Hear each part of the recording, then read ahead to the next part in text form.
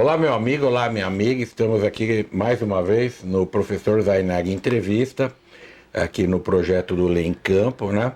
E hoje eu estou recebendo um talento, um jovem talento do direito desportivo, o Dr. Ricardo Horta, que está no mestrado da PUC, né? Terminando o mestrado da PUC com o grande meu amigo, meu confrade, Paulo Feus, na Universidade Católica aqui de São Paulo.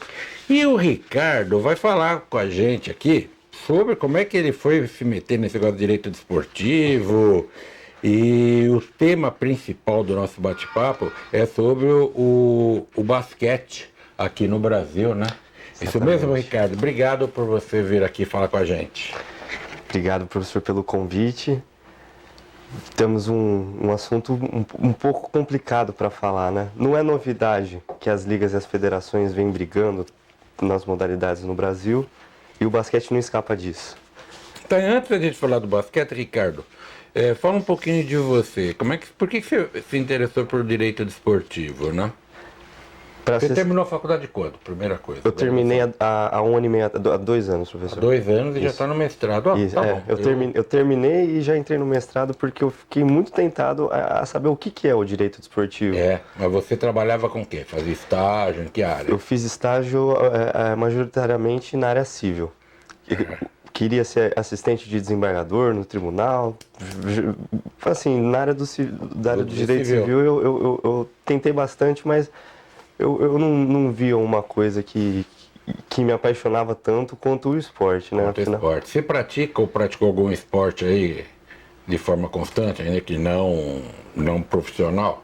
Sim, professor. O que você jogava? Eu já tentei ser profissional em tudo praticamente. Tentou? Tentei. Profissional não, mas já tentei tudo. Desde xadrez, handball, natação, vôlei nunca joguei, mas tênis, mas o principal sempre foi o basquete. O basquete eu jogo dos 7 até hoje. Achei engraçado você começar pelo xadrez, né? Xadrez é esporte? Então eu vou até mudar aqui. Minha primeira paixão foi o xadrez. Li os livros do Garry Kasparov.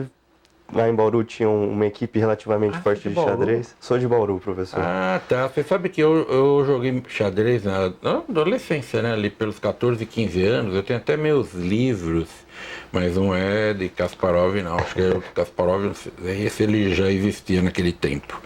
Mas eram uns livros importantes que eu recebi há algum tempo atrás aqui, algum tempo, né? Só pode ser atrás, a redundância. Eu cobro isso de aluno quando põe lá, há algum tempo atrás, ou há anos atrás, ou há alguns anos, mais esse pra lá. E eu falei pra ele, eu tenho os livros, eu falei, esses são os livros básicos aí. Então são livros que têm estão 50 anos, 73, mas que legal. Então você começou, basquete, xadrez é esporte, né? Xadrez é esporte. A ministra estava falando do e-sport, que não é esporte, foi Exatamente. Até minha última entrevista aqui, antes de você, e a gente levou pro lado do xadrez. Quando eu fazia o doutorado, a parte histórica, eu lia muito o pessoal dizendo dessa discussão que houve no passado. Daí você foi para natação, até que, quando foi ver, estava jogando basquete. O basquete sempre esteve presente. Você gosta? Sempre, professor. Tentei, mas não consegui, né? Faltou altura, faltou algumas coisas. Não tem muita... Eu gostava de basquete, mas não tinha a estatura para jogar basquete, né? Porque tem que ser muito alto, forte...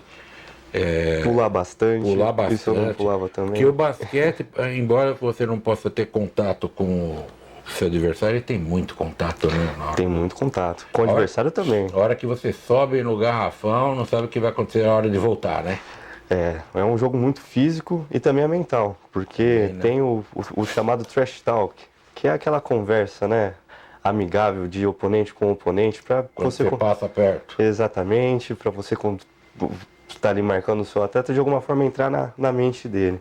Olha que legal. É uma vantagem do basquete. Eu gosto de assistir basquete. Quando eu tenho tempo, eu desço até o Corintiano, né? Moro perto do Parque São Jorge. Durante o último campeonato, eu desci. Até outro dia eu fui assistir um jogo dentro da quadra. Foi muito legal. Muito legal. Muito legal. É um esporte que não basta ter técnica, tem que usar muito a inteligência, né?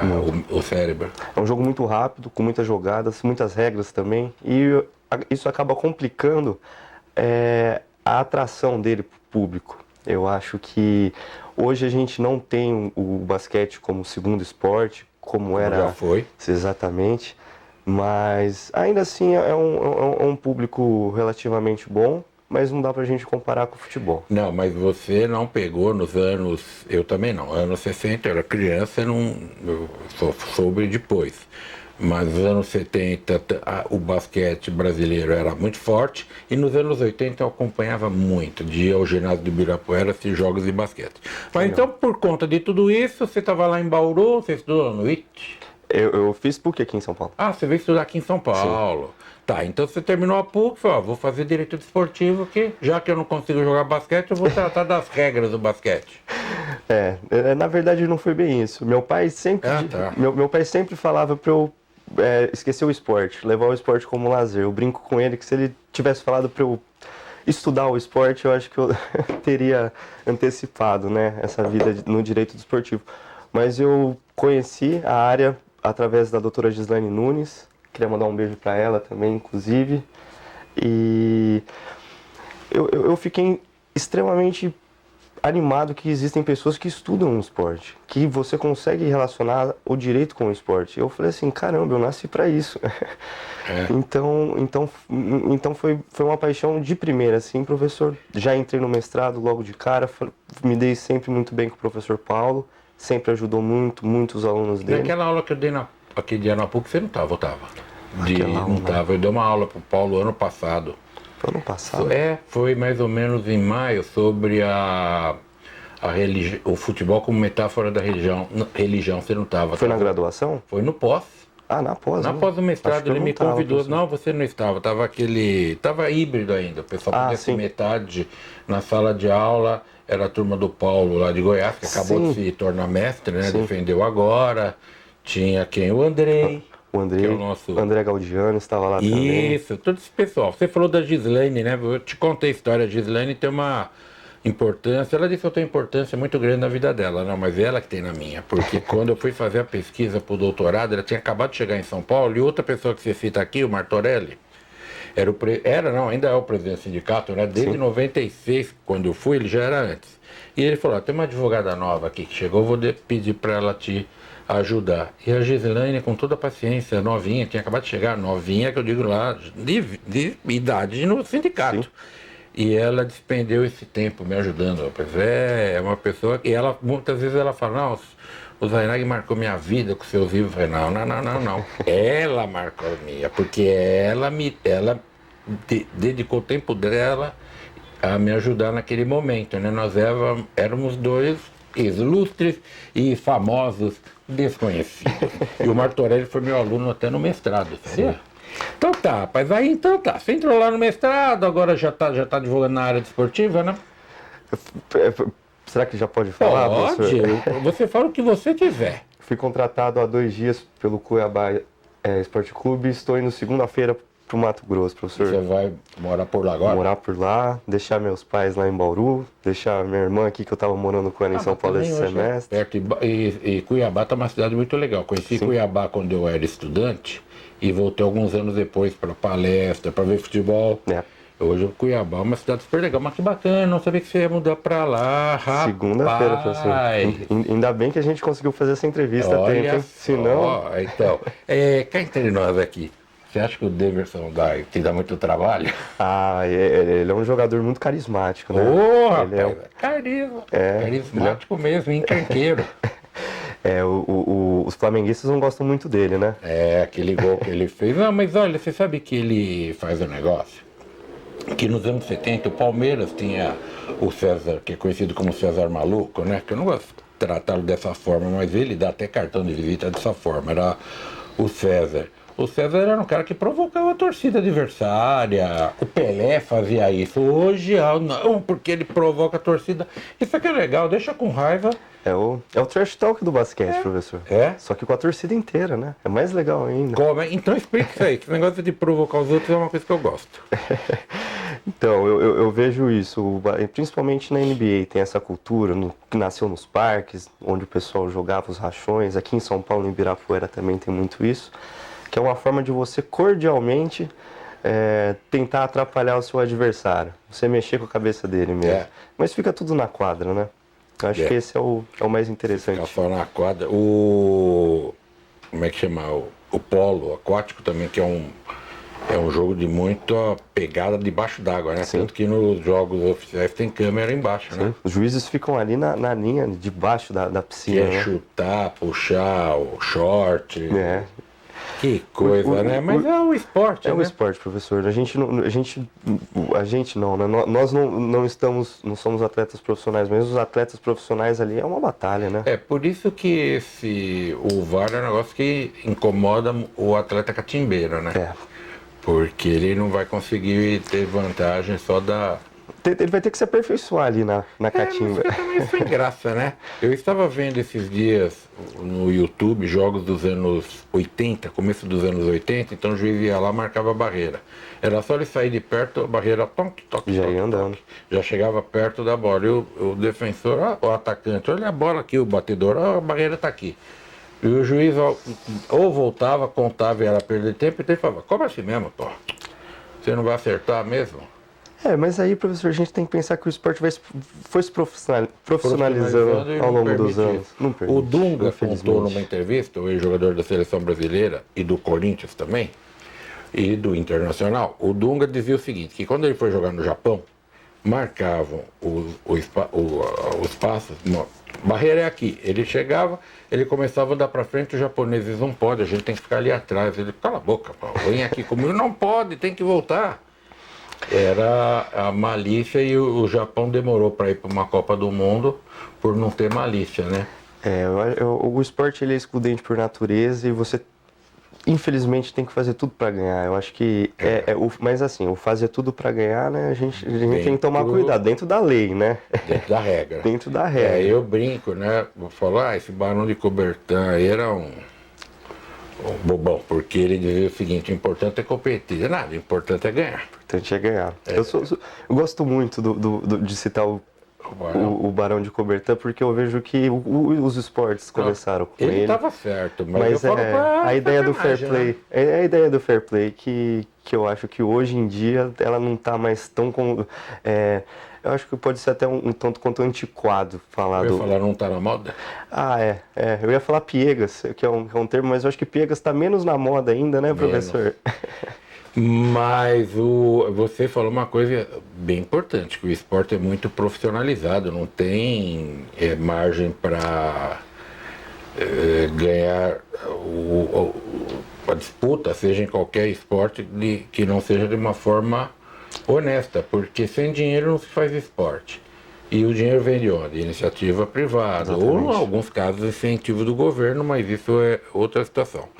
E a empresa não quer seu nome vinculado a, por exemplo, a um clube ou uma modalidade de um esporte de um determinado clube, onde todo mundo sabe que tem lá atletas que buscam vantagens fora da regra para serem vencedores. E também da ética, né? Exatamente. Foi o caso do Robinho, que ele tinha assinado o contrato com o Santos Futebol Clube, era a última vez, e os patrocinadores falaram, se você continuar com ele, eu não posso vincular minha marca num clube que tem um atleta que está sendo aí processado, eu acho que já estava até condenado em primeira instância por estupro, né? Muito chato e triste, mais do que chato é triste. Triste para a moça que passou por tudo aquilo, por ele, que um dos maiores jogadores que eu vi jogar, e olha que eu ia torcer contra, né? Mas fala o seguinte, como é que é essa história do basquete? Primeiro você fala aqui, quem que idealizou o basquete, né? Que eu não sabia. Ele mandou um roteiro aqui para eu estudar, para perguntar. Pergunta a coisa direito, viu? Que eu não vou perder meu tempo para ouvir bobagem, né? Tá bom, vai. Não, que isso. Quando é que surgiu o basquete? Do futebol todo mundo sabe. Chegou Charles Miller aí, os ingleses fizeram lá em 1861, 63, eu não lembro direito a data que fizeram o futebol organizado, 1894 Charles Miller chegou ao Brasil. Mas e o basquete? Como é que deu a doida lá de falar, pô, vamos colocar uma cestinha ali? Mesma coisa, professor, do futebol. Eu vejo que assim, os principais esportes nasceram nessa década, né, no final do século XIX. Sim. Se o Charles Miller trouxe futebol aqui para São Paulo, foi um norte-americano que trouxe para o Brasil. O Shaw, se eu não me engano, é o sobrenome dele. Ele era professor da escola do Mackenzie, presbiteriana, Então, eu sou da PUC, a gente tem uma rivalidade grande com o Mackenzie, né? Só que, infelizmente, isso eles têm a favor deles. Tem até o primeiro clube de futebol foi o Mackenzie College em 1898. Exatamente. Então, só que foi um fenômeno tão grande quanto o futebol, professor. Mesmo? Mas antes aqui, como é que surgiu o basquete no mundo? No mundo, foi no Canadá, no Canadá não, desculpa, foi nos Estados Unidos. O canadense era o professor que inventou. Exatamente. E, se eu não me engano, estava no inverno e o pessoal precisava, ele era um professor de educação física, o pessoal precisava fazer alguma atividade física. E não podia ao ar livre, estava frio. Estava levando, né? Se eu não me engano, no estado de Massachusetts. Tá certo aqui. Tá certo, professor. Coloque certo. Coloque aí, já então. primeiro meio ponto nessa questão. Então foi uma coisa que assim conseguiu trazer a criançada para jogar. Se eu não me engano, demorou alguns anos já para começar o esporte. E ele era realizado nas cestas de pêssego ou de maçã, que o pessoal colocava as cestas num lugar elevado, jogava a bola. Então toda vez que saía uma cesta, a bola não caía. Alguém tinha que... Não, encaixava, você tinha que tirar e recomeçava o jogo. Você está me fazendo lembrar de quando eu estava no ginásio. A gente tinha um pátio que tinha um bebedouro de um lado e do outro lado tinha assim duas escadas, 2 degraus, melhor dizendo, que ia para um lugar que a gente sempre fazia até peças de teatro ali. Era bem... Então a gente fazia isso, a gente colocava uma cesta aqui e outra em cima do bebedouro. E quando jogava, por isso que eu falei que caía, que batia lá, caía a cesta, sabe, cesta de lixo de escola? Sim, sim. E nos anos 70 era de madeira. Entre pá... E já derrubava. Derrubava e quebrava, né? Que a diretora ficava feliz da vida, que a gente saía escondido da sala de aula para jogar basquete com qualquer bola. Né? E quando você acerta, não é uma sensação única, professor? Depois eu joguei basquete na escola, né? Quando para mim já era difícil, porque eu tenho 1,70m, 72 hoje, ou 64 anos, né? Você ficou ali, né? 1,68m até 72 é a época que você está terminando de crescer. Mas eu gostava que eu só tinha um jeito de fazer cesta, era na bandeja, porque o professor de educação física falou, se você jogar a bola naquele quadradinho, não tem jeito, ela cai ali, não é? Aí eu tentava me desvencilhar e era 1, 2, 3, jogava lá, caía ali. Mas a sensação era muito legal, muito porque legal. Era uma por ano. Uma por ano. Eu também não sou muito pontuador, professor. Era aquela do ano, né? E a gente falava, pessoal, ai, como eu sou bom. O pessoal tira sarro porque eu não pontuo muito, mas eu sou aquele que arma. Aquele armador. Eu gosto. Pra mim é mais prazeroso o seu colega fazer a cesta, você dar uma assistência bonita, um passe sem olhar, assim com o Ronaldinho. Fazer uma cesta, você falou, o gol também né? É a mesma coisa. É muito bom. É a sensação de você. É de dever cumprido, né? E eu acho que o esporte tem isso, ele te traz essas experiências. Que eu acabei de ler um livro sobre o poder da alegria e o autor fala sobre prazer, felicidade e alegria. Isso que a gente sente é o prazer, porque é naquele momento. Exato. Tanto que você não pode se apegar a esse momento, né? Porque não pode se apegar, você está buscando a felicidade, que também não é eterna, para a alegria, que a alegria já é o tempo todo que você está, que eu acho que é mais ou menos o que eu faço. Você não me conhece há muito tempo, mas acho que você nunca me viu mal-humorado. Né? Nunca, professor. Muito difícil, né? Fico, mas é muito difícil. Uma coisa que eu tava brincando, que eu falei, agora minha tia, o senhor conheceu minha madrinha naquela palestra? Sim, verdade, lá na Universidade de São Judas. Sim, eu falei pra ela que eu assisti a aula do senhor no TV Justiça e eu falei assim, caramba, eu quero ser amigo desse cara, ele é muito legal. Você vê? Mas essa parte, não é porque eu tô na minha presença. O Luciano, que grava aqui para nós, nosso diretor, está dizendo, é meio doido, mas é boa gente, mas eu tomo remédio, então não agrido. Bom, aí Mas vamos lá. Vamos lá, o basquete chegou no Brasil, você falou que o cara que trouxe aí, como é que é o nome dele? Shaw, eram os norte-americanos. Norte-americanos. Alguns professores de educação física que vieram para o Brasil, no Rio de Janeiro também tiveram ali os seus incentivadores do basquete. E aí o basquete já já estava organizado, já falaram que a cesta era de tal diâmetro, tal altura. Não tinha linha de 3, isso foi chegar muitos anos depois. Sim, eu jogava e acompanhava basquete quando não tinha linha de 3. E o primeiro campeonato regional aqui sul-americano foi em 1922, que envolveu o Uruguai, Argentina e o Brasil. Então já tinha... Igualzinho futebol. Já é tudo muito próximo, esportes coletivos em geral, né? E alguns anos depois, se eu não me engano, em 1940 e pouco, o basquete já estava trazendo resultados expressivos para o Brasil. Campeonatos mundiais, Então, tínhamos um jogador muito, muito bom, o Wlamir Marques, professor Wlamir Marques. Isso, porque ele dá o nome ao ginásio do Corinthians. Exatamente. Né? Tem uma foto dele emblemática ali. Você já foi? Já. Então, outro dia a minha esposa perguntou, mas o que é o Wlamir Marques? Eu falei, o Wlamir Marques é o maior jogador, acho que é o Pelé do basquete. Ele e o Oscar. Temos o Oscar. Por incrível que pareça, no basquete temos muitos ídolos e o basquete ainda assim não é tão popularizado. O Wlamir, se falava muito, até porque o Corinthians era a época que não ganhava campeonato de futebol e ganhava de basquete, né? Muito.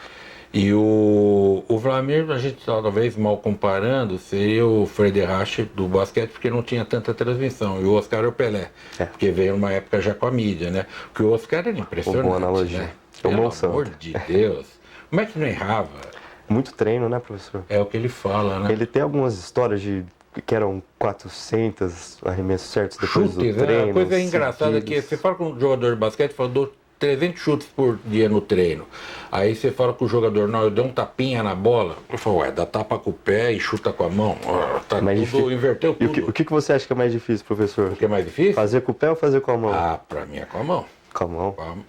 Com o pé você... Eu acho que é com o pé. Até porque... Não, mas vamos pensar nos dois, né? Tirando o Marcelinho e o Oscar, que são ao concurso, né? Marcelinho, maior cobrador de falta do Brasil, com certeza. Ele até meio heresia falar, mas superou o Pelé. Porque o Pelé batia falta, mas não era bem a do Pelé, né? O Pelé deixava para outros jogadores fazer isso. Agora o Marcelinho punha a bola onde ele queria, com o pé, e o Oscar também. O gol é maior, eu queria dizer, tá aqui meu contra-regra. Vocês nem sabem, contra-regra é coisa, da TV Record lá nos anos 60. O gol é maior, né? São 7 metros e alguma coisa, e a bola ali não é fácil. E quando a bola bate no ar e sai, que coisa horrível, tem todos os jeitos de você perder uma noite por causa de basquete, professor, eu brinco. Um ponto. São detalhes, um lance livre. Um lance livre que você erra. O basquete ele é apaixonante, mas ao mesmo tempo já me trouxe muitas noites sem dormir. Você sabe que eu vou te contar um negócio, eu não deveria ficar falando que você que é entrevistado, mas esse daqui é muito legal. Corinthians e acho que Monte Líbano, 1983, 84, acho que 84, 80. Primeira parte, né? Primeira parte dos anos 1980. Era um playoff, 3 partidas. O Corinthians tinha perdido a primeira e na segunda, se ele ganhasse, teria o terceiro jogo. Faltando coisa de 2 segundos, o Corinthians vai e passa. Isso, a cesta de 2 pontos. Passou 1 ponto na frente. O ginásio de Ibirapuera vibrando. O atleta acho que era o Monte Líbano, pega a bola aqui de trás e jogou lá, rapaz, a bola caiu. Você imagina, eu não sei, naquela época, eu acho que tinha umas 10 mil pessoas no ginásio. Talvez até mais.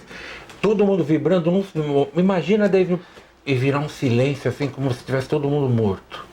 Nós olhamos para a quadra, nossa, o que está acontecendo? Acabou, e aí os jogadores do time vibrando, comemorando, e todo mundo assim, não entendendo. Eu penso que isso é um dos privilégios do basquete, né? Mudar a emoção. De uma hora para outra, para quem... De um segundo para outro. De um segundo para outro. Para quem acompanhou a final recente do NBB, do Campeonato Brasileiro, que a gente tem, o jogo 3, jogo 3 ou 4, que teve aqui em São Paulo, aconteceu isso. Lá no ginásio do Morumbi, o São Paulo ganhando. No último segundo, último lance, o atleta de Franca, o David Jackson, atleta exemplar, não estava bem no jogo, se não me engano estava com 5 bolas de 3 erradas seguidas e acertou a última bola. Calou o ginásio inteiro. Agora, né? Exatamente. Então, assim, o basquete tem desses momentos. O futebol também, né? Para a Copa do Mundo no ano passado foi a mesma coisa. O basquete deu muito certo nos Estados Unidos e o futebol demorou para pegar lá. Se eu estiver errado, você fala, nossa, tá errado. Porque o basquete ele faz você ter emoção o jogo todo. E o futebol, imagina, você vai num estádio 1h30 e fica 0-0. Tem isso também, professor. E também tem o ponto que a gente veio aqui conversar hoje, que eu ia falar agora. Que é a questão da Liga e da Federação. Você sabe que a Federação é aqui? Sei. Inclusive, já falei com o Enio, depois daqui vou passar lá para dar um Enio. Aqui que eu digo é no andar superior, onde eu estou aqui, aqui essa reunião, meu escritório, no 3º andar de um prédio aqui em São Paulo, e a Federação aqui em cima. E aí que surgiu essa nova Liga, me conta aí. A liga que a gente tem hoje... 2010, né? Temos desde 2008 a liga. Na verdade, a primeira liga foi o Oscar que idealizou, os clubes se uniram porque não estavam satisfeitos com a CBB, que é a entidade de administração do esporte na modalidade do basquete. Então, Vixe, professor, pode cortar? Não, continua, meu amigo. Aqui não tem corte, não. Aqui o erro faz parte da vida. Exato. Não é ao vivo, mas aqui a gente falou besteira, vai ter que suportar. Vixe, eu achei que podia cortar. Não pode cortar. Me diga uma coisa. Eu vou tratar. Vamos voltar. Mas foi isso. Você falou 2008. Tinha um presidente aqui, que era até o nosso síndico do prédio, ele faleceu. Eu lembro que eu gravei com ele quando estava tendo a nova liga, e ele falou para mim, olha, foi uma coisa que ele falou, não, quando fizeram isso eu chamei os meus, eu falei, nós não vamos perder o nosso espaço no basquete, só perdeu, né? Então, o que acontece? O basquete é uma modalidade que não tem tanto investimento, não tem tanto patrocínio. Não tem tanta visibilidade. Não tem tanta visibilidade. Um dado interessante é que nos primeiros 3 ou 4 NBBs era transmitido em jogo único. Os times jogavam o campeonato inteiro, turno e retorno, os playoffs com 3 jogos, se eu não me engano. E o último jogo transmitido na Globo, 9 horas da manhã. E a Globo não quis mais o produto porque perdia pro Pica-Pau no mesmo horário. Pra você ver como o basquete é pouco assistido. Ele é um que assistiu o Pica-Pau e não viu o basquete. Ele gosta mais de patati e patatá. Mas quanto vai ser depois? Mas é mais ou menos por aí, professor. E a Liga ela veio com essa ideia, porque primeiro o Oscar, junto da Hortência e da Magic Paula, e os clubes que estavam insatisfeitos com a CBB lá em 2005, tentaram estabelecer uma liga. Era a nossa liga de basquete. Isso, é a LNB. NLB. Só que teve o conflito federativo, como a gente vê hoje que está tendo também, e o campeonato de 2006, que foi o primeiro campeonato simultâneo, com dois campeonatos nacionais acontecendo, acabou sem um ganhador. Porque foi levado para a justiça. É igual o campeonato lá de 87 do Brasileiro, o Sport e Flamengo. Acabou sem um vencedor. Para a justiça tem um vencedor e para o esporte tem outro. E 2 anos seguintes, o basquete estava ameaçado de não ter um campeonato. Nossa. E veio a Liga Nacional de Basquete, uma união dos clubes. Agora é LNB. Hoje é NLB. NLB. Não, hoje é LNB. Exato. Liga Nacional de Basquete. Exatamente. Você sabe que o procurador-geral está na outra sala. Quem que é? O Luiz Guilherme. Ah, vixe Maria. Daqui a pouco eu te falo. Terminando aqui, a gente vai conversar com ele. Temos a federação aqui, a liga aqui, eu estou aqui cercado de basquete. Para a gente terminar aqui, qual você vê o futuro do basquete brasileiro, né? Como é que você vê isso? Você acha que o basquete retoma o segundo lugar? Que a bem da verdade o Brasil não está com... O segundo esporte, a bem da verdade hoje é o primeiro, que é o futebol feminino. Então a gente não pode falar que é o segundo esporte, porque é futebol. Então é futebol. E nós não temos um esporte que ocupe o segundo lugar. Já foi o basquete, já foi o vôlei, handebol acho que nunca foi. Eu sou lá da Federação Paulista de Handebol. Gostaria até que fosse. Você acha que o basquete volta a ocupar esse espaço? Eu acho que a ideia, professor, não é nem ter o segundo esporte, mas é trazer essa visibilidade. O que é muito difícil, como eu dei o exemplo do Pica-Pau, você está perdendo o Pica-Pau, é difícil. Porque, mas mesmo... lá não vou ver basquete, vou ver um desenho aqui, primeiro criança pelo horário, né?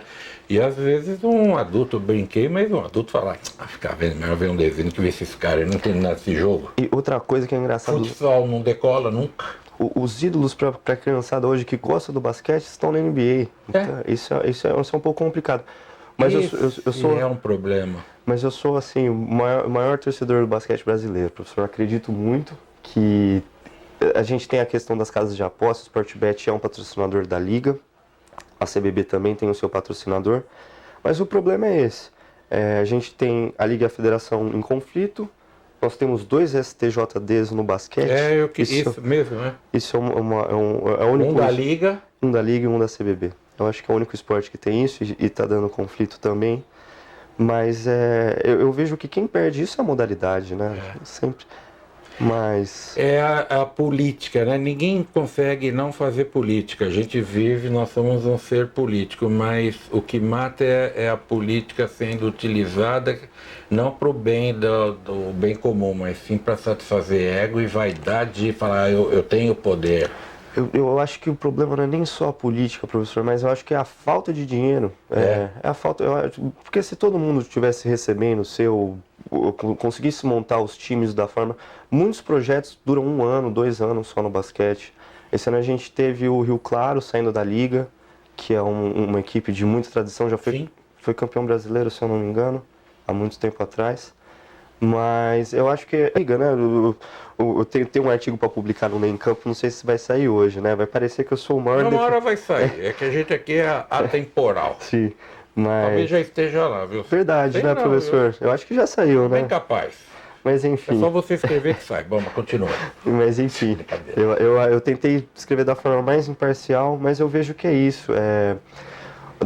Na Liga todos são muito bem preparados, muito bem intencionados, mas a falta de investimento, a falta de patrocinadores, isso compromete muito a modalidade. Mas você vê, o futebol feminino também não tinha esse apego, ninguém queria investir ali. Sim. E hoje querem, né? Mas uma coisa, professor, a CBF ela arca com os gastos, alguns gastos estruturais. E basquete não. Tem a premiação em dinheiro, isso é outro ponto também. E assim, se a gente não consegue desenvolver a atividade, que já foi campeã mundial, já teve medalha olímpica, então tem sim resultado expressivo, a gente fica com medo de falar qual que é o problema, né? Por que isso não está sendo tão interessante? Por que o produto não é tão interessante? Temos jogadores brasileiros na NBA já há um bom tempo, agora a gente vai ter o Campeonato Mundial de Basquete da FIBA. Vai ser onde? São em 3 sedes, vai ser a primeira vez. Tá igual a Copa do Mundo próxima. Indonésia, Japão e mais Coreia? Não sei, acho que não, professor. Bom, tá na minha colinha. Você tinha que ter decorado, né? Para dar trabalho, vem aqui dar trabalho pro entrevistador. Mas Não vou achar aqui. Acho que tá na última página, professor. Antes filiação, acordo coletivo. Filipinas, Indonésia e Japão. Lembrei. Um lugar do planeta delicioso para ir se visitar. Sério, professor, já foi para lá? Japão. Que daqui da sala tem alguma coisa do Japão aqui? Aqui não, aqui é tudo mais da América Latina, Bolívia, Peru, Guatemala. Aqui lá é o meu xará, o São Domingos, sabe? Aqui, o São Francisco é do Nordeste. Não, do Japão tem a medalha do Corinthians campeão do mundo. Essa é boa, essa é boa. Meu amigo, uma última curiosidade minha, eu achei que você ia perguntar, mas por incrível que pareça... Você não combinou? Não tem. Pela primeira vez eu tenho um time de futebol, que é o Cuiabá Esporte Clube. Você torce pro Cuiabá, time de verde. Você tá bom, você vem falar aqui pro corintiano que é torcedor do time de verde. Não, porque eu nunca tive um time e agora vai ter. Agora tem. Estou muito feliz. Eu desejo do fundo do coração e eu vou desejar, mas sabendo que você vai se dar muito bem lá. Obrigado, professor. Que dê tudo certo. Você é um sujeito super do bem. Eu sou testemunho, eu pouco tempo convivo com ele, tá sempre interessado, me atazando o tempo todo no WhatsApp, fazendo pergunta. O moleque é o chato do bem, é o pessoa que está querendo conquistar seu espaço e já está conquistando. Obrigado, depois você pergunta pro Davidson, você pergunta se você corta a unha. Só para saber, né? Ele usa cortador de unha lá. Meu amigo, muito obrigado por você ter vindo aqui. Boa sorte. Você que nos acompanhou, acho que adorou a entrevista, né? Leve como sempre. E o Ricardo trouxe aqui informações sensacionais, coisas que eu não sabia, eu acho que a maioria aqui, dentre vocês também, não sabia dessa história do surgimento do basquete, da cesta de lixo, não sei o quê. Muito legal. Valeu, meus amigos. Até a próxima entrevista. Tchau. Tchau, tchau.